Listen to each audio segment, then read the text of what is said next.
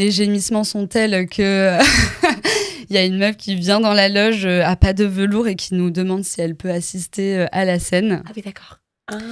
On est des gros exhibs, donc on dit oui. Tout a commencé par une plume. Donc elle s'assoit sur la chaise et puis ouais, c'est ça, la plume d'autruche, je conseille. Hello, c'est Lisa et Camille et vous écoutez Débauche, le podcast Femtasy qui donne envie de ken. Alors Femtasy, c'est la première plateforme d'audio érotique pour les femmes. Sur Femtasy, on a tous les fantasmes, du plus vanille au plus hardcore. Donc vous vous en doutez, ce podcast va envoyer du lourd. À chaque épisode, nous recevons une invitée pour parler bien, parler sexe, et parce que nos invités sont beaucoup trop cool, elles vous ont sélectionné leur audio préféré que vous pouvez découvrir en vous inscrivant à notre newsletter. Et non seulement vous aurez accès à leurs recommandations, mais vous pourrez également explorer gratuitement plus de 300 audios. Vous trouverez l'accès dans la description de l'épisode. Alors aujourd'hui, on parle d'un sujet passionnant.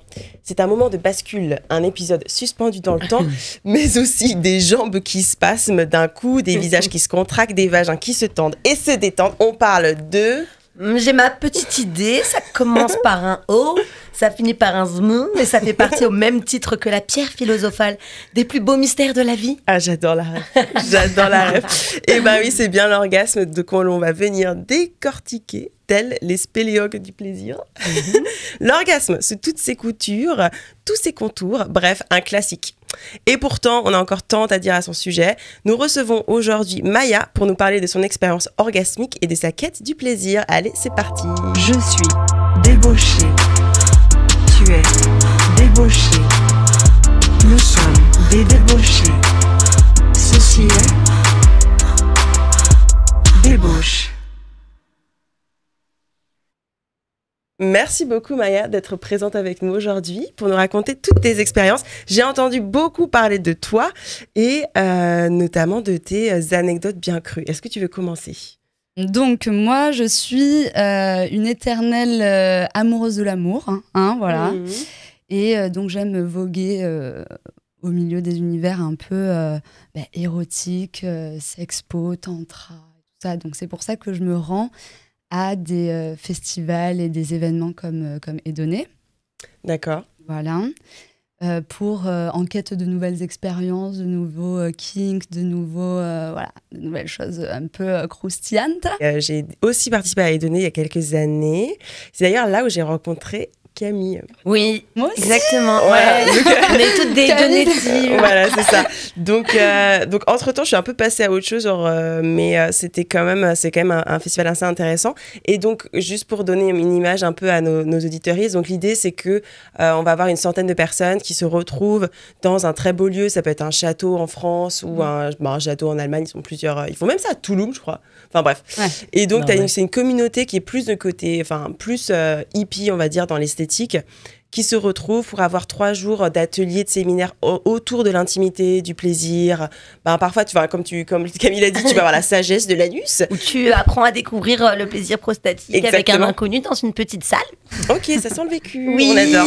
Donc il y a ça. Et puis il va aussi y avoir des protocoles sur le consentement, etc. Et il y a également des Temple Nights, qui sont en l'occurrence des orgies organisées. Voilà, c'est un peu ça l'idée, ça se clôture par une teuf.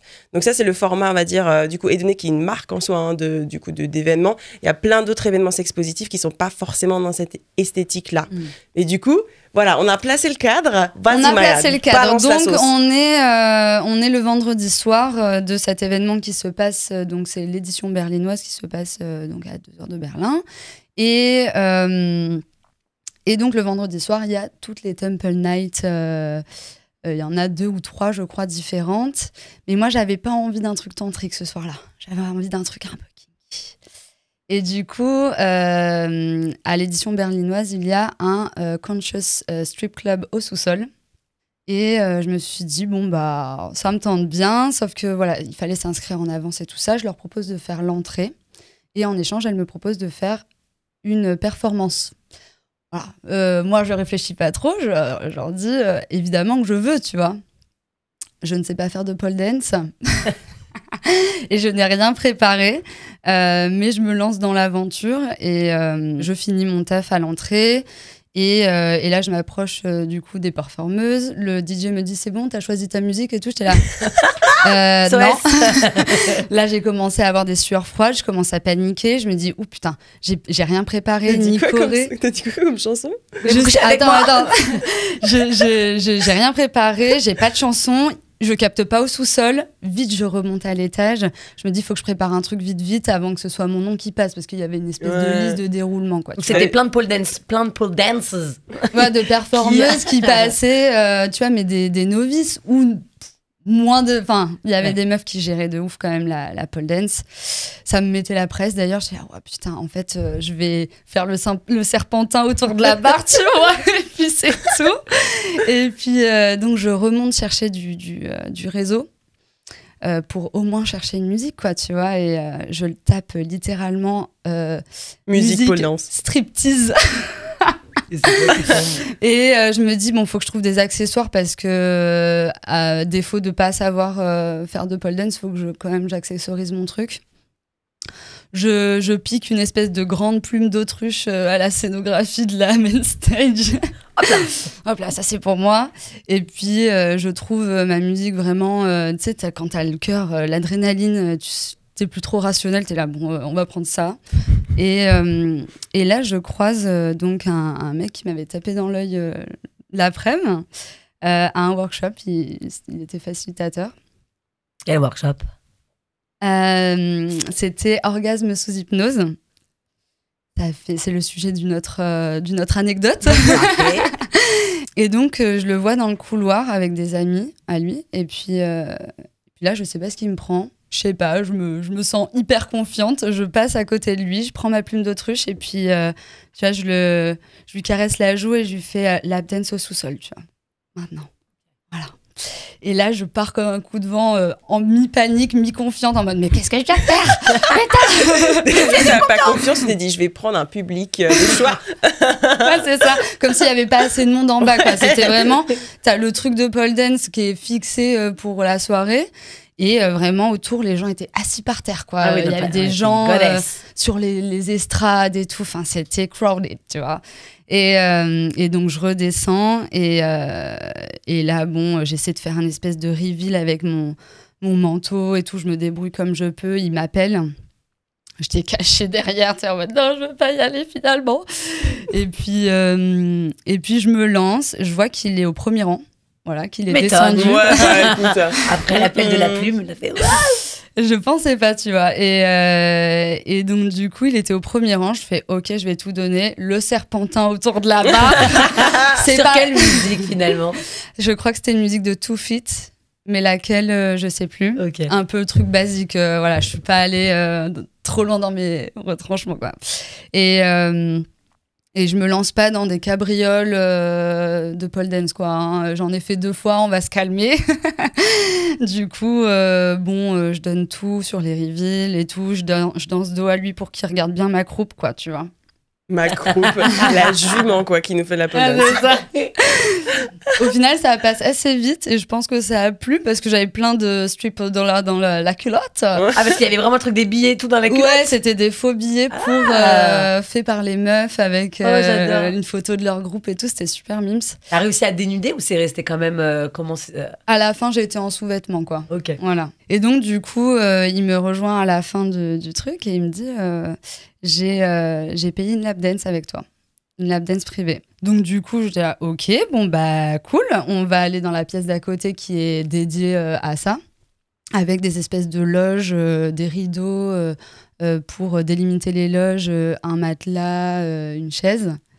Et là, lap dance privée, je donne tout, quoi. Pour le coup, la pole dance, c'est pas trop mon... Mais la lap dance, par contre... Mais la lap dance, par contre, c'est...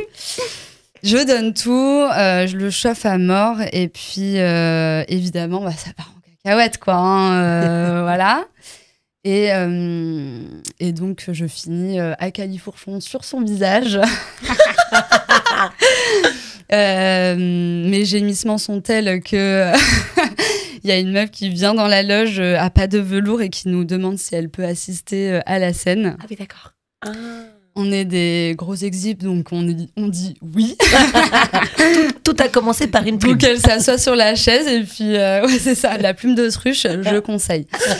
Et donc voilà, enfin en soi l'orgasme par CUNY n'est pas un orgasme très original, on va dire, mais c'est tout l'avant et l'adrénaline et le désir qui montait petit à petit dans la soirée qui était très intéressant. En fait. Carrément, et il y a le côté performance aussi du coup, parce que t'as ta persona, tu te mets en scène, et puis ensuite, toujours en contrôle, et puis ensuite, t'as cette lap dance, enfin, il y a une dynamique intéressante, quoi. Une dynamique de pouvoir qui est assez intéressante. Et puis, avec un inconnu, en fait, de rencontrer cette personne comme ça et de finir le avant-après un peu, ouais.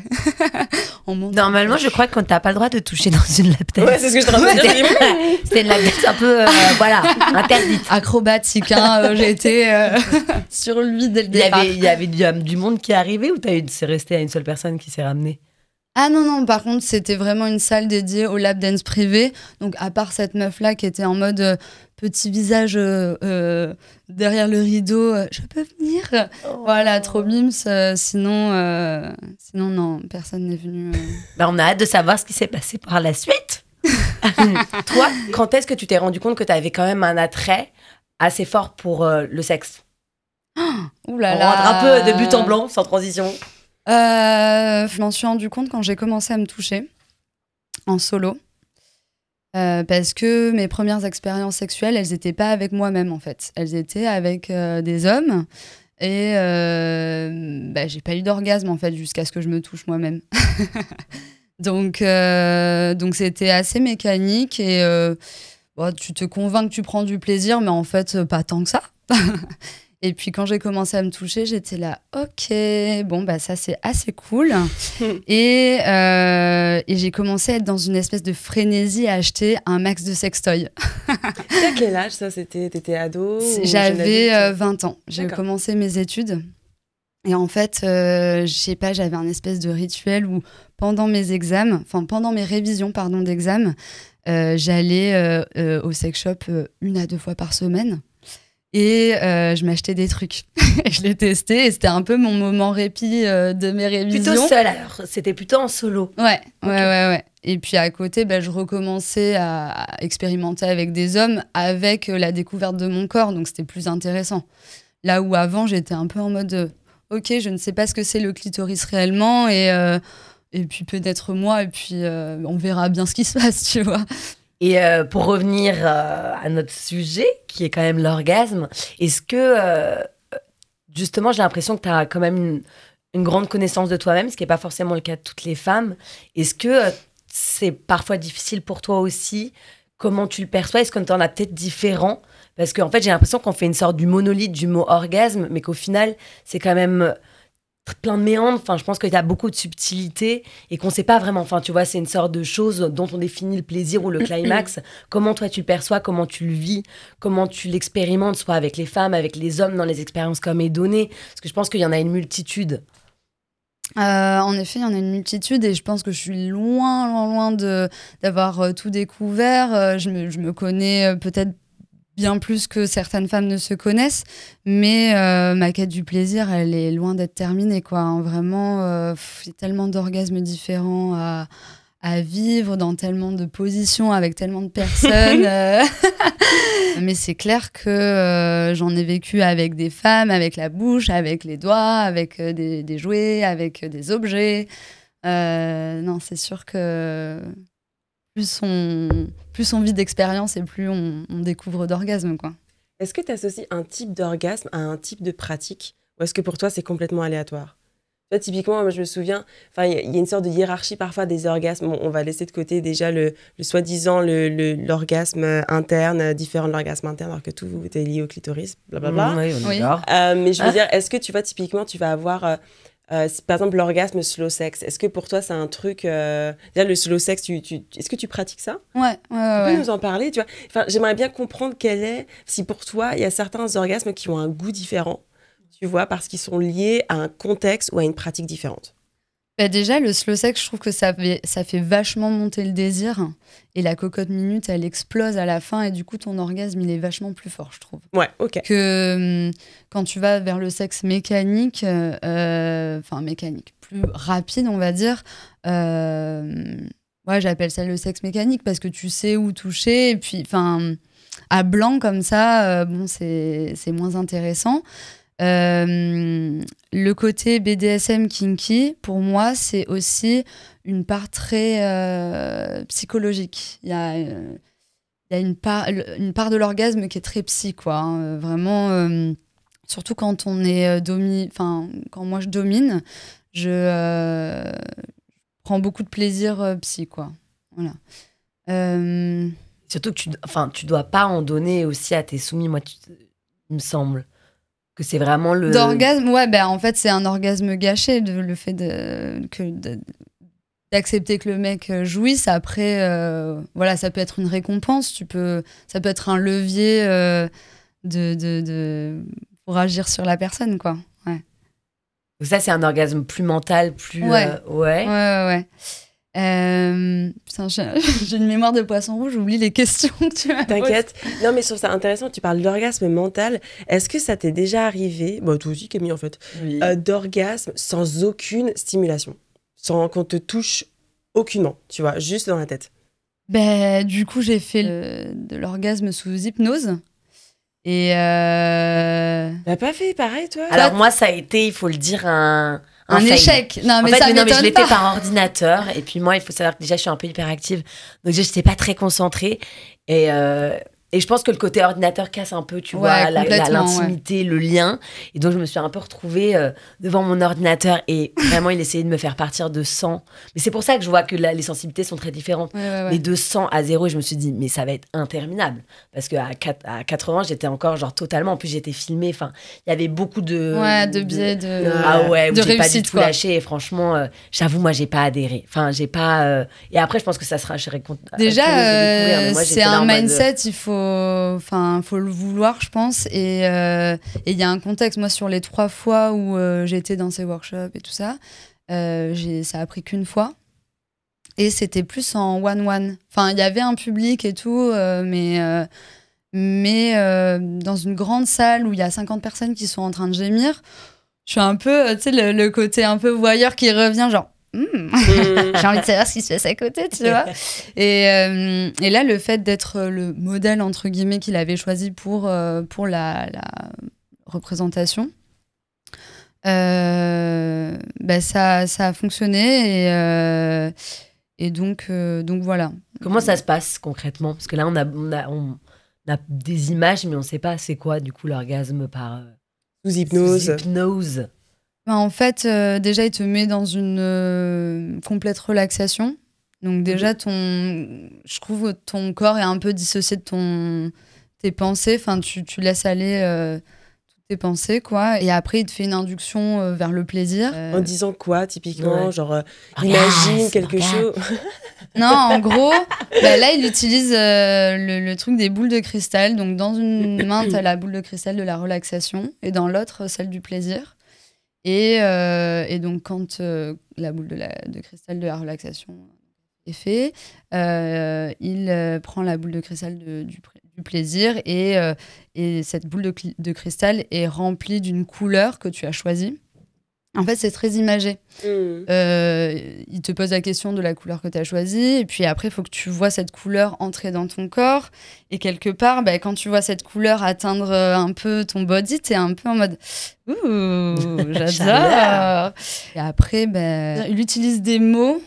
Et puis en fait, la répétition des mots, quand tu es dans un état second, plus le claquement de doigts, à chaque fois qu'il va claquer des doigts, ça va te remettre le mot en tête. Donc le mot, c'est plaisir. Et du coup, ça te fait comme des vagues, en fait. Moi, je ressentais comme des vagues de ces espèces de chatouillis que tu as dans le bas du ventre quand tu es hyper excité. Ouais. Et je ressentais ça. Et puis après, je me suis mise à trembler des lèvres et tout. J'étais en mode...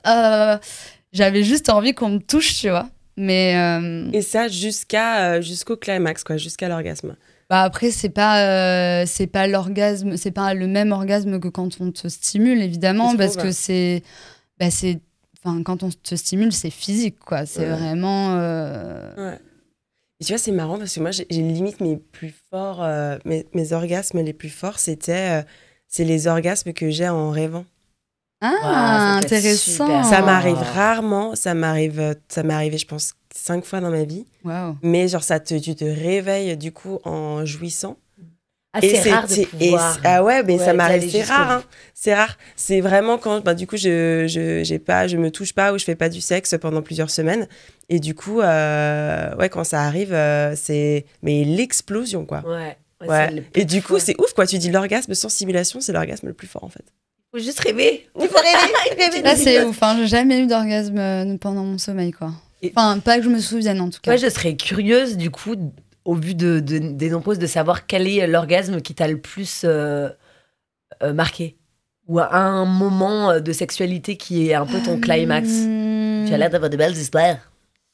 C'est difficile à dire parce que c'est des contextes différents, mais bon, en tout cas, le plus récent, c'était à Edonné, parce que vraiment, je vis vraiment comme je l'entends là-bas. Je suis à moitié nue, j'aime trop, du coup, je peux vivre mon exhibition, mon côté exhibe librement. Donc là, pour le coup, on s'est dit, bon, pourquoi pas commencer la journée par un petit sauna nu. Donc on y va, tranquille et tout. Et puis après, on se baigne dans la piscine et on se met à sécher nu dans l'herbe. Puis là, le hamac nous appelle. Oh, bah alors. Donc je m'assois dans le hamac et il se met à genoux devant moi. Faut savoir que j'adore les hommes à genoux. Donc on a commencé, on a comprendre la couleur. Et donc là, on commence à faire une espèce de hamac sutra, tu vois, le truc. Et avec des gens autour qui faisaient la sieste, qui jouaient aux cartes, qui discutaient. Et cet orgasme était assez spécial parce que tu as d'un côté l'interdit de faire du sexe en public, mais qui est OK dans ce cadre-là. Le côté hamac, le soleil, il faut savoir que le soleil, moi, c'est un truc qui appelle au sexe, hein, vraiment. Donc voilà. Regardez, c'est aujourd'hui, dans l'avion. On est à Paris, chérie. Il n'y a pas de soleil. Non, voilà, sinon, un peu plus jeune, un de mes premiers orgasmes qui m'a marqué, pas par son intensité, mais plus par son côté lol, c'est que j'étais sur le canapé, un canapé un peu comme ça d'ailleurs, allongé sur le dos, les jambes en l'air, et en fait, c'était mes premiers orgasmes avec les hommes, hein, quand j'arrivais à partager ce qui me plaisait. Et donc, je pose mon pied contre la fenêtre. Puis là, ça monte. Je tends les jambes. Moi, il faut savoir que je suis une espèce de sauterelle. Il faut que je tende les jambes pour jouir, tu vois. Et donc, je pousse. La fenêtre se dégonde. Je sais pas si vous voyez. Genre, clac. Et il est mort. Ça lui est tombé sur la tête. Clac, guillotine. Et en fait, la fenêtre tombe vraiment sur le coin, au sol, faisant un trou dans le carrelage. Mais non. Ah non, mais gros bordel. Le truc théâtral. Comment t'expliques ça? Et il était super tard, donc le proprio vivait en dessous. Le lendemain, il vient me voir, il me fait « Maya, ce serait bien d'arrêter de bouger les meubles en pleine nuit. » J'étais là, oui, on a refait la déco. Et heureusement, j'avais eu mon orgasme quand même, ça nous a pas coupé, tu vois. Mais voilà, donc ne pas poser ses pieds contre l'encadrement d'une fenêtre pendant un orgasme. Oh, j'adore. Est-ce que tu veux nous partager une sorte ton histoire de la fin, ou alors vraiment un orgasme, une pratique, une découverte qui t'a vraiment fait, qui est ton highlight, quoi, qui t'a vraiment été comme une grosse découverte? Donc j'ai un de mes partenaires qui vient me voir et qui me dit on est dans le jardin avec Sophie. Qui est cette Sophie? Ok, pourquoi pas, je vais vous rejoindre. Et puis donc il était en train de faire un massage à Sophie. Je propose de lui faire un massage à 4 mains, de participer, et elle me propose de faire une séance d'impact sur moi. Elle gérait de ouf, ça m'a vraiment stimulée à fond, quoi. Et puis elle me crachait de l'eau froide sur le corps après m'avoir fouettée. Enfin, c'était très appréciable. Le chaud-froid, voilà. Je lui fais aussi une séance d'impact et puis on commence à s'embrasser. On était dans un jardin au milieu, encore une fois, de beaucoup de gens. Et donc, ça part un peu en cacahuète avec le gars avec qui on était. Sophie allongée dans l'herbe, moi assise sur sa bouche. Le face-sitting, dis donc, ça y est. Ouais, moi j'aime bien avoir le dessus, quoi. Et Farouk en train de la pénétrer de l'autre côté. Donc du coup, on se regardait, tu vois, une espèce de pyramide. Et avoir un orgasme dans ce contexte, encore une fois, exhibe, il fait beau, on est nu, il fait chaud, après, avec mon corps encore martelé de coups. Non, mais c'était super, super excitant, quoi.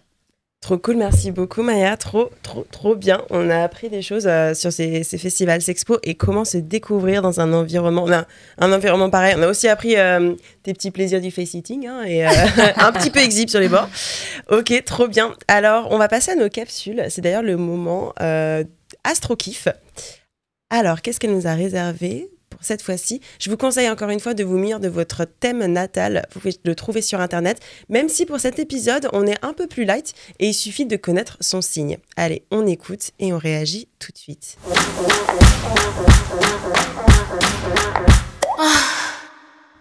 Bonjour à tous, c'est Astro-Kiff. Donc aujourd'hui, je voudrais vous parler de l'orgasme en astrologie. Bon alors, comme d'habitude, on n'a pas de planète orgasme ou de oui, il faut toucher là, c'est bon. Enfin, c'est pas exactement comme ça que ça se passe. Mais on peut parler de zone érogène. Alors, on a pas mal d'endroits. On a les seins, le pli des coudes, la paume des mains, le pubis, la région génitale, les lobes d'oreilles, la nuque, les reins, l'anus, l'arrière des genoux et les pieds. Bon alors, ça tombe bien puisqu'en fait, en astrologie, on a quelque chose qui s'appelle l'homme zodiaque ou l'homme zodiacal. C'est une représentation du corps humain. Et chaque signe du zodiaque se situe sur une zone du corps. Ce que vous allez faire, si vous voulez regarder un petit peu quelles peuvent être vos zones érogènes en fonction de votre thème de naissance, que vous pouvez générer sur Internet gratuitement, vous pouvez le trouver partout. Vous regardez du coup dans ce thème de naissance où se situe par exemple votre Vénus et votre Mars. Vénus, c'est tout ce qui est rapport à la séduction, l'amour, la sensualité, et Mars, c'est le désir. Donc ces deux placements-là peuvent être assez intéressants. Vous faites un petit peu une soupe avec ces informations-là, et puis vous aurez en gros vos zones érogènes, en quelque sorte. Par exemple, le haut de la tête, le haut du corps, est régi par le bélier et le taureau. Donc ça, c'est la zone du mental, là où se régit toute la passion, etc. Donc il y a un côté croquer la vie à pleines dents. Donc toute la zone bouche et tête, ici, les lobes d'oreilles, tout ça, c'est bélier. Le taureau va gérer plus la zone ORL. Bon, si vous voulez vous faire lécher les oreilles, par exemple. Le taureau va gérer toute cette zone-là, et puis aussi le cou, la gorge. Parce que le taureau, c'est les plaisirs primitifs de la vie. C'est manger, boire, respirer de l'air. C'est la base. L'essence du taureau, c'est établir les bases. Le signe suivant que l'on va avoir sur le corps, ça va être le Gémeaux. Le Gémeaux, il va gérer tout ce qui est les membres, surtout les mains, mais aussi les poils sur le corps, parce que les poils, ce sont des émetteurs sensoriels. Le Gémeaux est un capteur.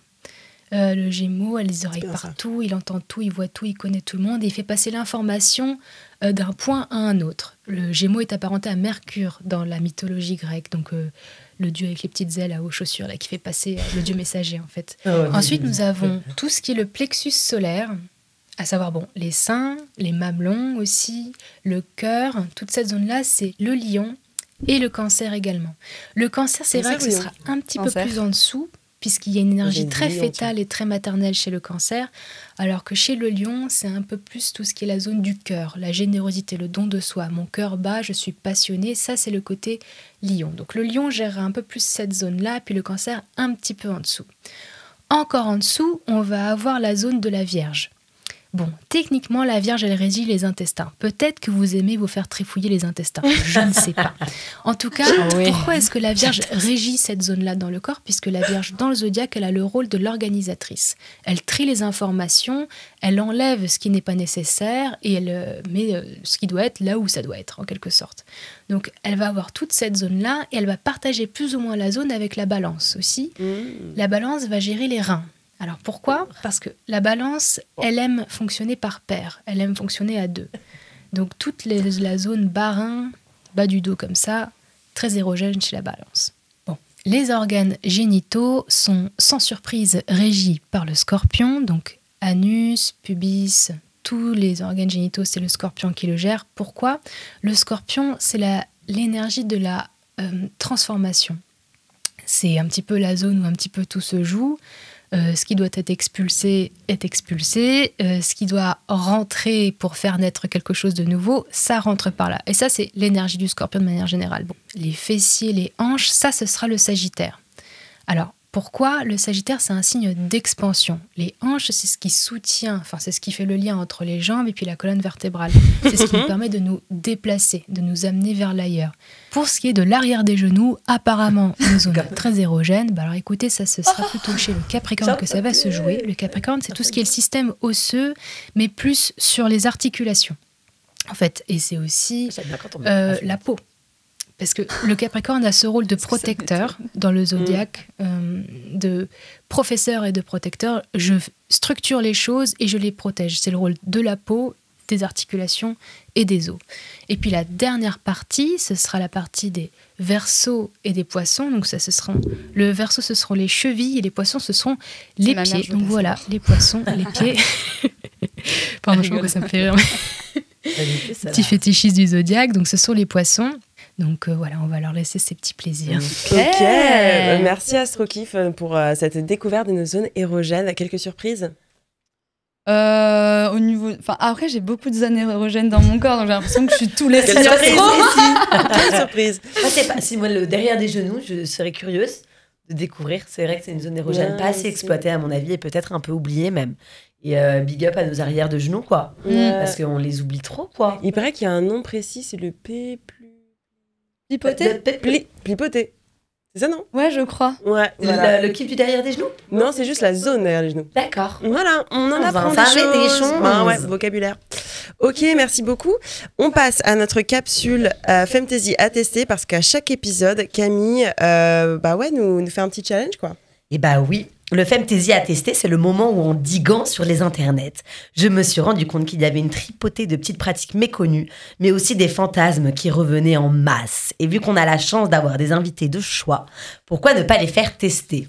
Et pour notre queen internationale de l'orgasme, quoi de mieux que de la mettre au défi? Bon, le edging, c'est quoi? C'est une technique sexuelle consistant à s'approcher de l'orgasme, puis à ralentir pour maintenir cet état de plaisir intense un certain temps, avant d'accélérer et de procurer un orgasme encore plus fort.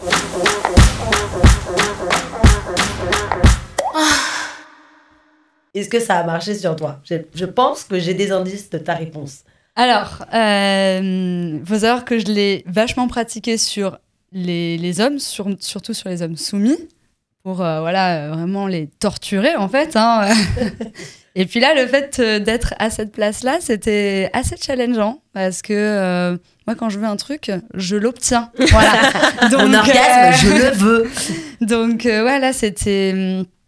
Déjà, on a utilisé un womanizer, donc vraiment le truc qui t'arrache l'orgasme.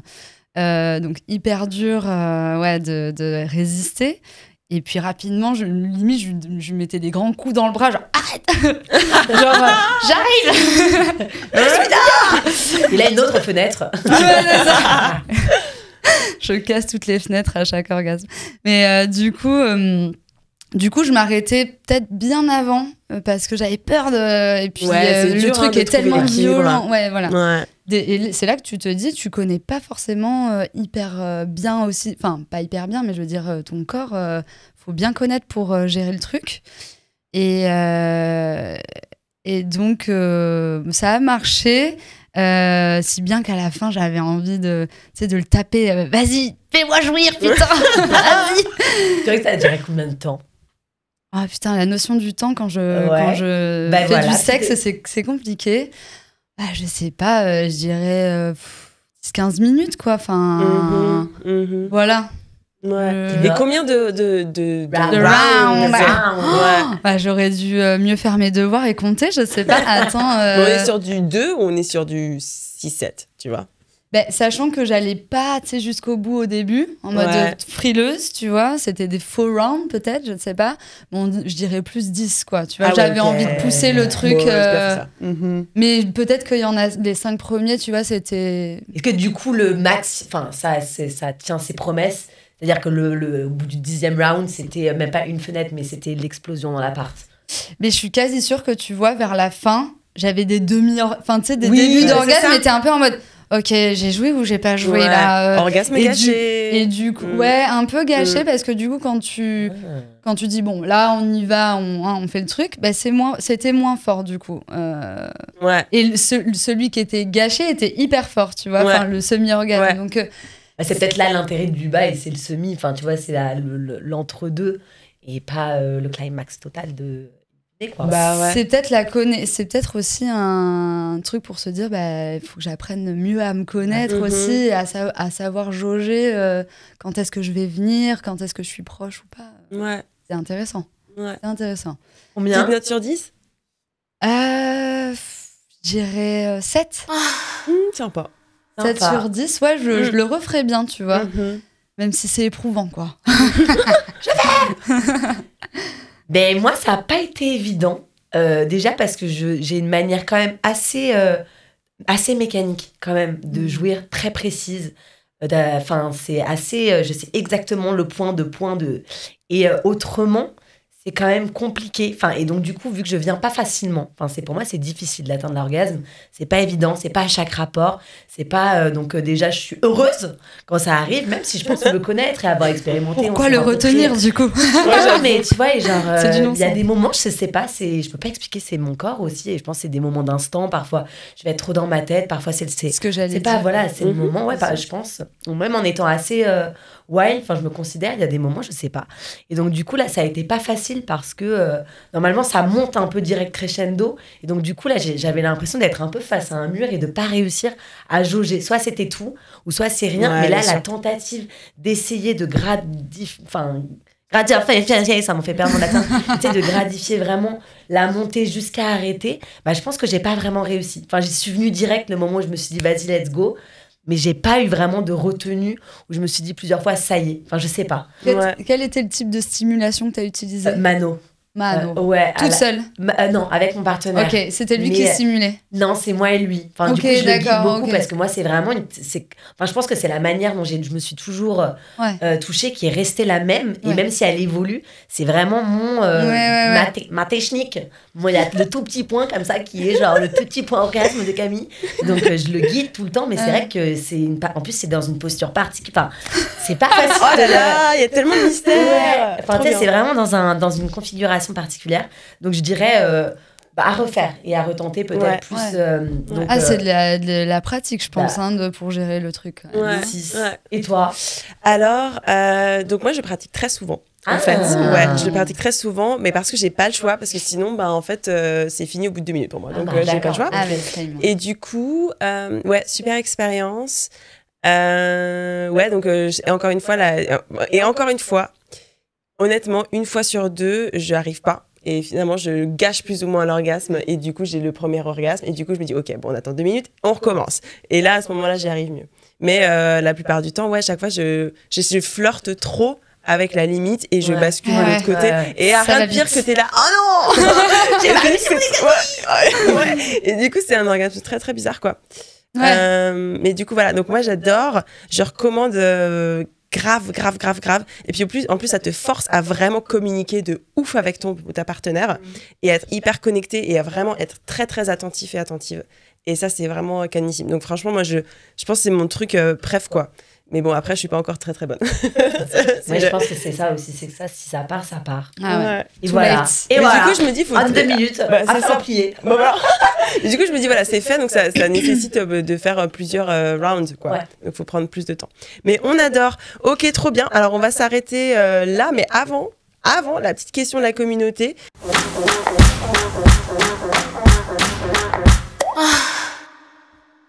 Donc, on y a quasiment déjà répondu dans cet épisode. C'est en gros comment commencer à se toucher. Donc, toi, tu nous as parlé, Maya, des sextoys, c'est ça? Ouais. Voilà. Ouais. Est-ce que tu as un autre conseil, toi, Camille?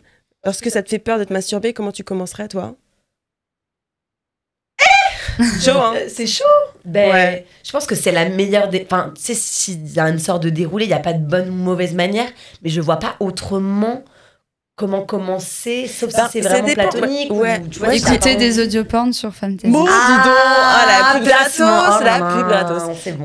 Non, mais moi je dirais, tu sais quoi, je me dis, ça faut identifier le blocage en fait. Si ce qui te fait peur, c'est, tu vois, c'est de se toucher en fait, le contact c'est trop intense, c'est possible de commencer à se stimuler en gardant ses habits sur soi, en utilisant un coussin, en faisant, voilà, en n'ayant pas directement dans. Et je pense qu'aussi, il y a une injonction où il faut faire gaffe aussi au sexe et qui revient très souvent. Enfin, tu vois, Ouais. tu peux te sentir exclu si t'as pas de désir, si tu Ouais. le ressens pas. Et donc, je pense que t'as beaucoup de jeunes aussi pas qui se forcent, mais qui ont envie de rentrer dans le moule et aussi de se dire qu'ils sont tapés 1000 personnes et eux aussi qui ont envie. Et t'en as qui prennent plus de temps. Et je pense que c'est surtout pas se foutre la pression. Enfin, si c'est pas le moment ou si t'as peur, c'est peut-être qu'en fait, t'es juste pas Il y a prêt. d'autres choses à gérer, Et ouais.